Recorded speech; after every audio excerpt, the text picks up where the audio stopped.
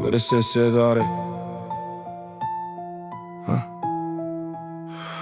برسه سêdarê bi ser zimênê rastiyê dimeşe her peyvê min got wek qirikek qistûyê min diqeşe min ber sif kolan di goristana bêdeng de rastî divir de bû lê bi zincîrên deng de min dergehên peyvan vekîrin lê derketin tarî her gotina min bû sedema şevên beqarî em di betalî de dijîn lê xewnê me dijwar e rastî wek baran e lê herkes jê direwînin farê min nagot ew bû girekan her mistûyê min her ku min deng bilind kir jiyan bû dijminê min ez ne kurbanım ez dengê ku teşî kandinim lê jî ez radibim erger jî nû ve çê dibim.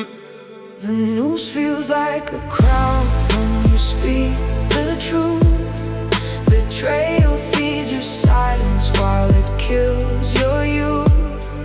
I stood in the fire just to say what's real. Now I don't know if I'm broken or I just can't heal.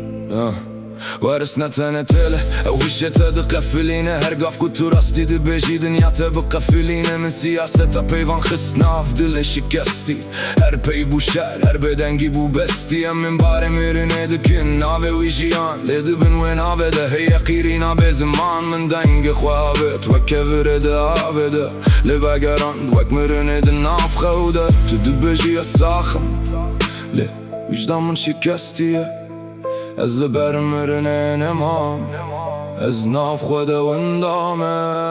The news feels like a crown when you speak the truth. Betrayal feeds your silence while it kills your youth. I stood in the fire just to say what's real. Now I don't know if I'm broken or I just can't heal. راستی هرتم گرانه لدره و هرتم ارزانه تو بدنگ بمینی جیان تو برنگه که نرم کشتانه. Welcome to the place where truth gets hanged.